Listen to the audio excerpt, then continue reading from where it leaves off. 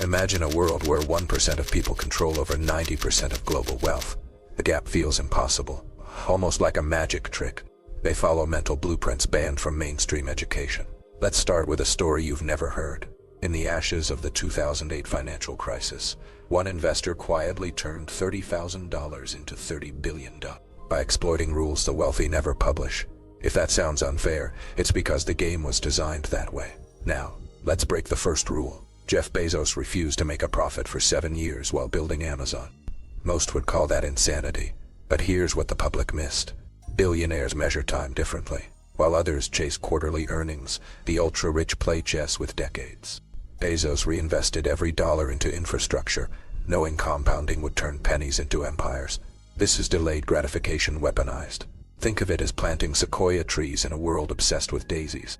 The average investor panics over 6-month dips. The billionaire, they're tracking 50-year trends. But this isn't just about patience. It's about rejecting exit strategies. Startups sell early to cash out. Billionaires build monopolies. They fixate on controlling entire markets, not quick flips. Picture a shark that never stops swimming. Reinvestment becomes oxygen. Profits fund new ventures, which fund more dominance. Now, ask yourself, when's the last time you planned beyond 5 years? If your palms are sweating, you're starting to see the gap. But hold that thought, because the next mentality involves betting against human nature itself. During the 2008 crash, most hid under beds. The wealthy, they bought entire neighborhoods for pennies. This wasn't courage, it was cold math. Billionaires see risk as a spreadsheet, not a nightmare. They calculate exact exposure, like engineers building bridges. Split capital into ultra-safe havens and high-reward gambles. No middle ground. Why? Because mediocre bets drown you in slow losses. But here's the twist. Even their gambles have escape routes, predefined triggers to exit before emotions hijack logic. It's not gambling, it's algorithmic warfare. And it's why the rich get richer while others chant, diversify. Now let's talk about the day a hotel chain's bankruptcy birthed an electric car empire. When that hotel empire collapsed, it wasn't the end. It was a backdoor. Billionaires see bankruptcies as clearance sales. While headlines scream doom, one investor quietly acquired abandoned properties, not for hotels but as charging stations for electric vehicles years before the boom. This is contrarian thinking on steroids. It's buying sand during a water shortage because you know silicon chips are coming. But to master this, you must first understand mass psychology's fatal flaw. Take the dot-com crash. While everyone piled into tech stocks, one investor sold everything months before the collapse. The media called him a fool. Then the bubble burst. His secret? He tracked elevator conversations. When janitors started bragging about stock tips, he knew euphoria had peaked.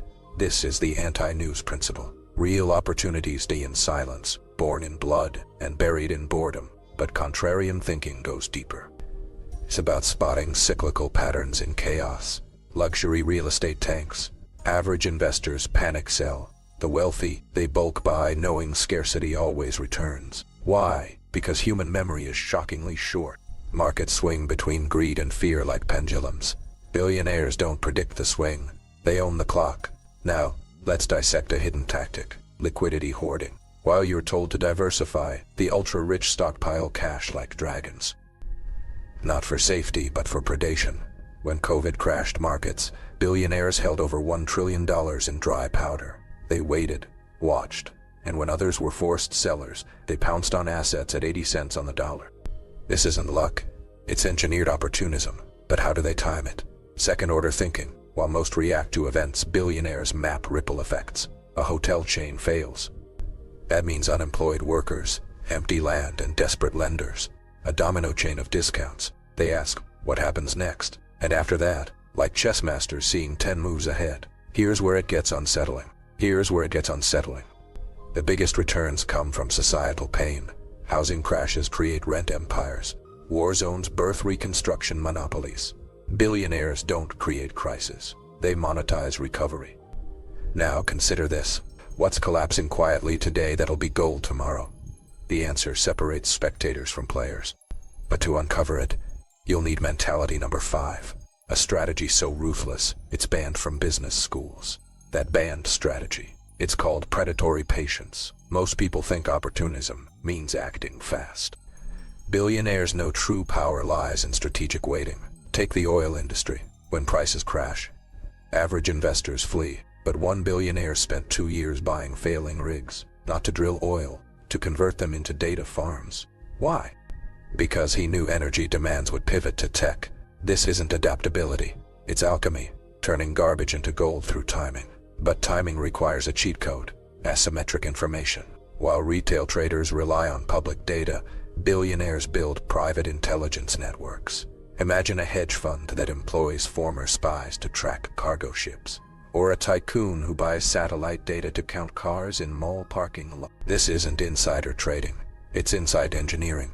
They see patterns months before they hit headlines. Now, let's expose a brutal truth. A famous investor once quietly acquired 3% of a niche metal market.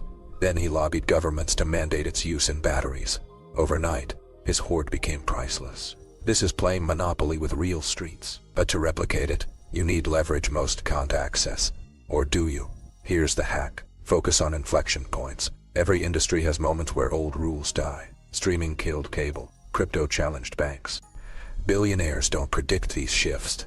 They position themselves at the explosion's edge. How? By tracking regulatory whispers and patent filings. One investor made billions by betting on obscure FDA approvals. He didn't understand medicine. He understood paperwork. But the ultimate weapon is optionality. While you're told to specialize, billionaires keep multiple lifelines. A tech CEO invests in farmland. A retail mogul backs fusion energy. Why? Because black swans reward those with escape routes. When COVID hit restaurants, the owner with grocery supply chains survived. A housing crash means families lose homes, and investors gain rental empires. This moral sacrifice haunts their playbook. But remember, markets don't have a banned strategy hiding in plain sight. Systemic arbitrage. Billionaires don't just exploit markets. They exploit the gaps between systems. Take municipal bonds during the 2012 debt crisis. While cities begged for bailouts, one investor bought crumbling infrastructure for cents. He didn't want roads. He wanted the land underneath. Because buried in arcane laws was a clause. If cities defaulted, bondholders could claim development rights. Years later, those rotting highways became data corridor gold. This is legal jujitsu. Most assume laws protect the public. The wealthy know their toolkits. Another example, patent trolling. Acquiring forgotten patents not to innovate but to sue future innovators. One firm made billions by owning a vague Wi-Fi patent from the 1980s. Every tech giant eventually paid them off. Ruthless. It's about capitalizing on friction between industries. When streaming killed DVD rentals, a hedge fund noticed studios still owed royalties on old contracts. They bought the debt for pennies, then sued Hollywood for unpaid fees. The result? A 5,000% return. This isn't investing, Theodore. Now, let's unveil a tactic schools won't teach. Chain reaction investing. Average investors analyze single companies. A classic play. Buy a stake in a lithium mine, then invest in battery factories needing that lithium. Then lobby for electric vehicle subsidies. Suddenly, your mine's value multiplies across the chain. But here's the twist. They also sabotage competitors' chains. A famous case involved shorting shipping stocks while hoarding rail companies. When port strikes hit, their rails became the only alternative. The profit? A 9,000% swing. The darkest secret? Billionaires treat disasters as market corrections. A hurricane isn't tragedy. It's a chance to buy flooded properties cheap before rezoning. This sounds cynical because it is. But markets don't reward empathy. They reward cold-blooded pattern recognition. The answer lies in tracking regulatory filings and patent expirations. One investor scans FDA databases for failed drug trials. Why? Because sometimes the side effect is more valuable than the cure.